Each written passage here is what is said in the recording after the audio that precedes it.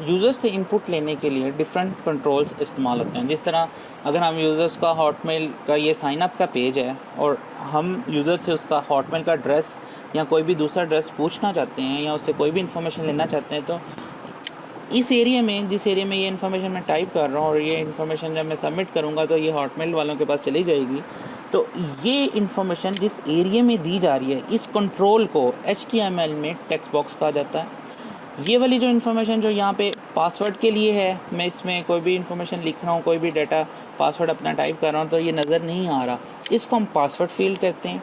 इसी तरह list box में जिसके अंदर मैं डिफरेंट ऑप्शन में से कोई एक ऑप्शन सेलेक्ट कर सकता हूँ, उसको हम लिस्ट बॉक्स कहते हैं।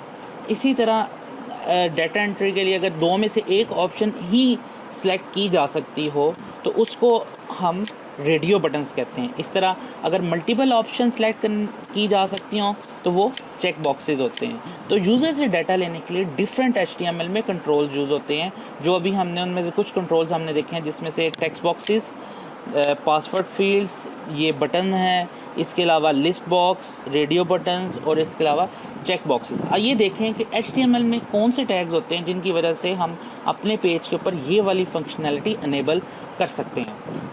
सबसे पहले हम एक टेक्स्ट बॉक्स लगाते हैं।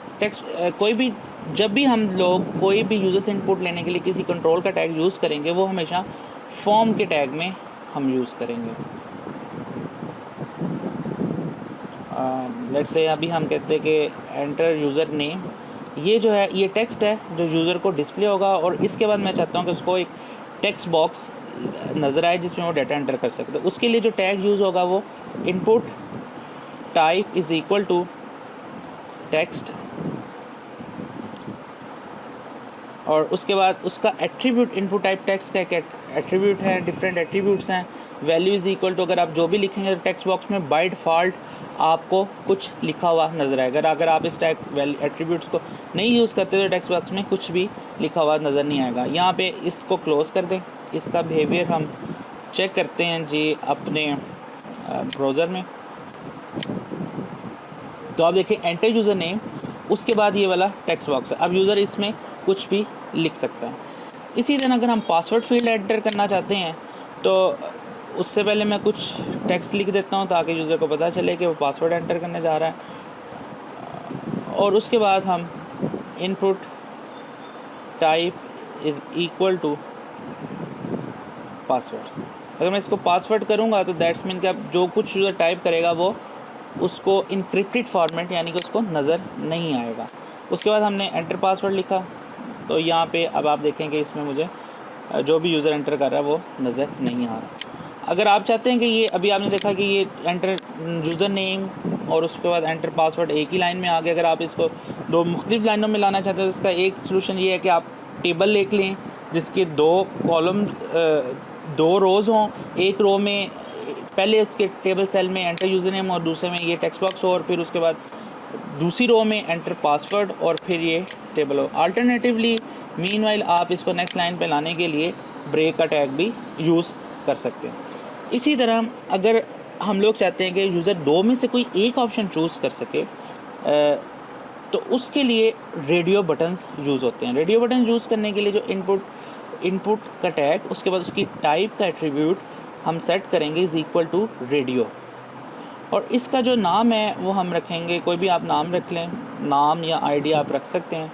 हम इसका नाम जेंडर रख लेते हैं। यहाँ पे पहली ऑप्शन हम देखते हैं मेल की, और इसको मैं यहाँ पे क्लोज़ कर देता हूँ और यहाँ पे हम ब्रेक यूज़ कर लेते हैं ताकि जो नेक्स्ट ऑप्शन है वो मुझे नेक्स्ट लाइन में है। इसी तरह मैं दूसरा जो ऑप्शन है वो मेल के साथ फीमेल की ऑप्शन जो है वो हम एंटर करना चाहते हैं। तो अभी हमें दो रेडियो बटन नज़र आएंगे जिसमें से यूज़र एक मेल या फीमेल की ऑप्शन को सिलेक्ट कर सकेगा। इसी पेज को हम रिफ़्रेश करते हैं तो अब आप इसका बिहेवियर देखें, एंटर पासवर्ड, उसके बाद जेंडर और उसके बाद मेल और फिर फीमेल। यहाँ पे जेंडर नेक्स्ट लाइन में नहीं आया क्योंकि हमने पासवर्ड के बाद ब्रेक का टैग इस्तेमाल नहीं किया। अगर हम यहाँ पे ब्रेक का टैग इस्तेमाल करेंगे तो ये हमें ये नेक्स्ट लाइन पे नज़र आएगा। ठीक है जी। इसी तरह अगर आप चेक बॉक्सेस यूज़ करना चाहते हैं तो सेम आप इधर वैसे ही हम अभी एजुकेशन के लिए मैं चाहता हूँ कि हम चेक बॉक्सेस यूज़ करें, क्योंकि एजुकेशन यूज़र की एक से ज़्यादा अगर हो सकती है तो हम इनपुट में लेना चाहते हैं, तो फिर हम उसके लिए रेडियो बटन की जगह पे चेक बॉक्स यूज़ करेंगे। सभी कोई नाम आप रख लें।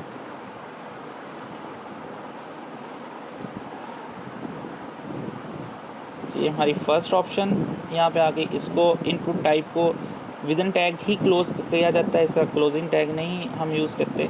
इसी तरह